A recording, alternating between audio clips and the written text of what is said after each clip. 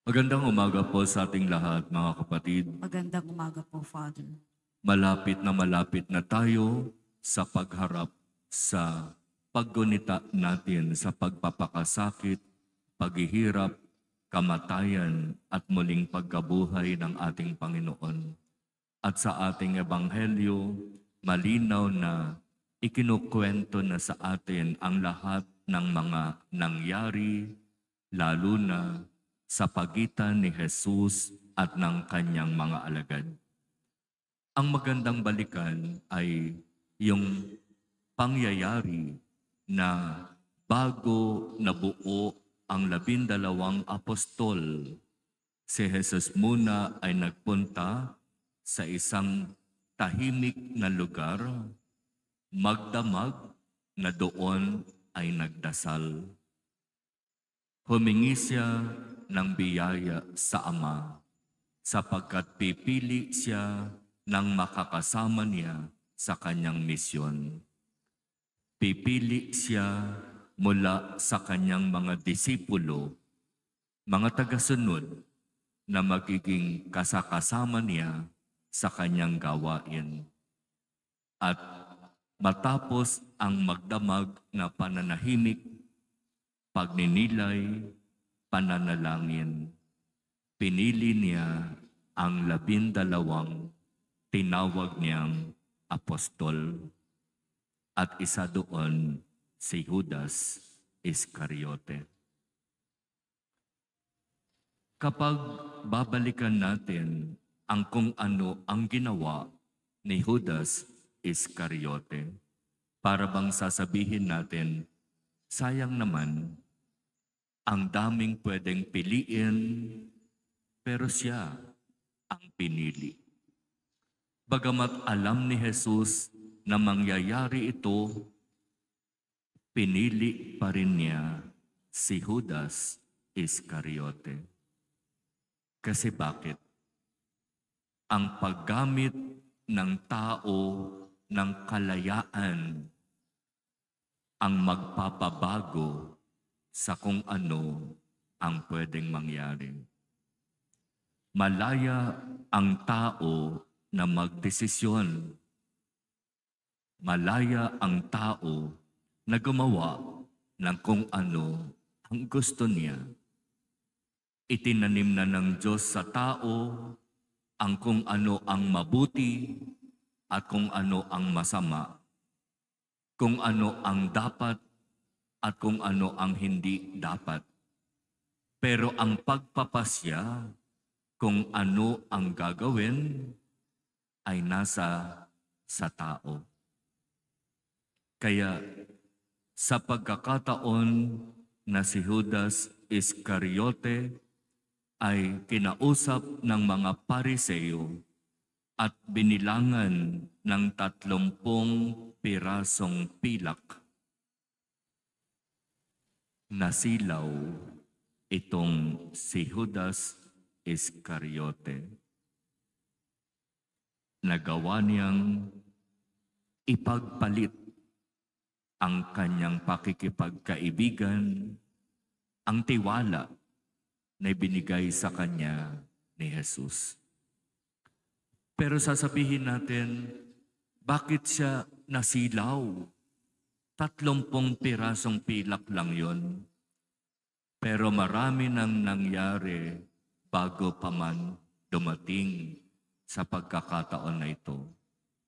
Kahapon, sinasabi sa Ebanghelyo ni San Juan, binuhusan ng mamahaling pabango ni Maria ang paa ni Jesus at nagbigay ng comment si Judas Iscariote.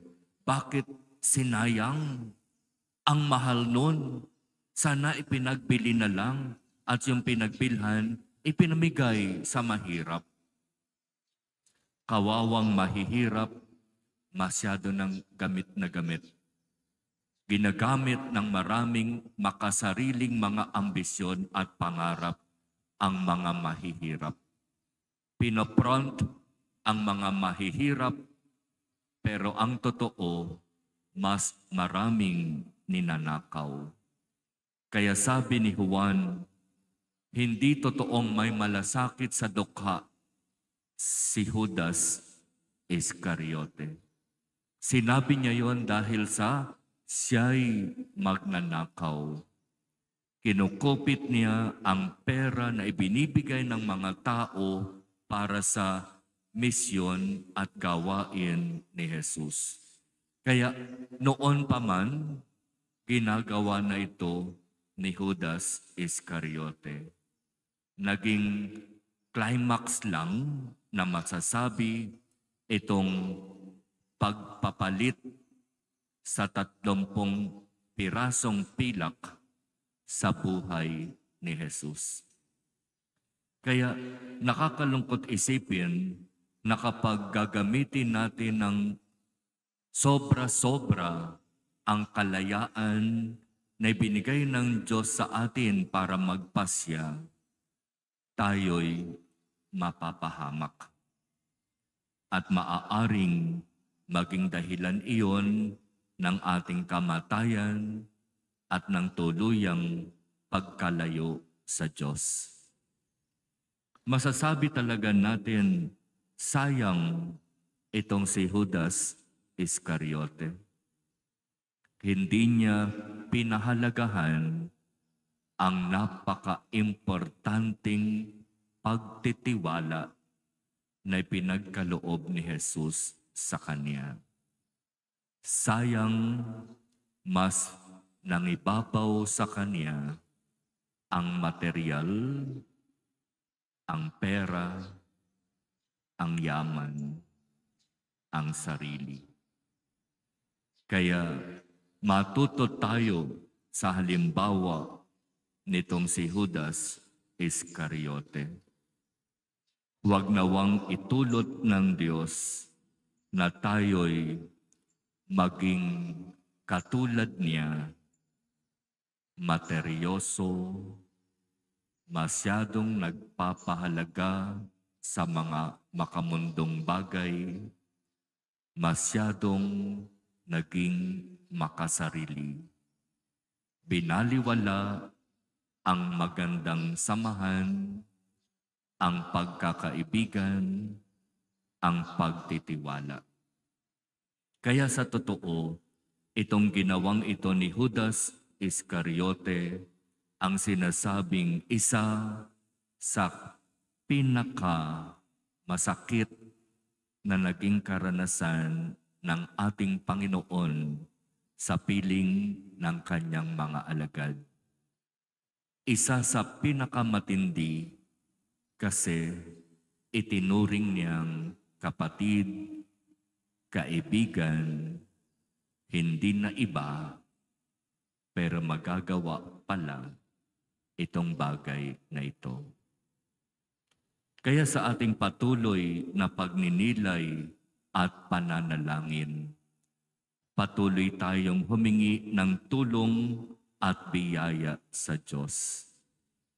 Pahalagahan natin ang relasyon sa pagitan natin at ng Diyos.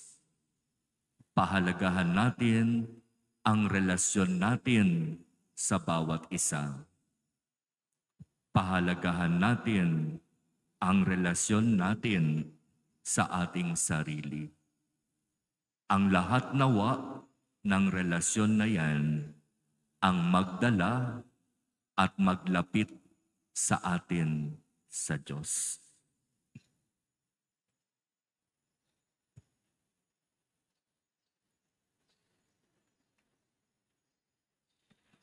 Amen.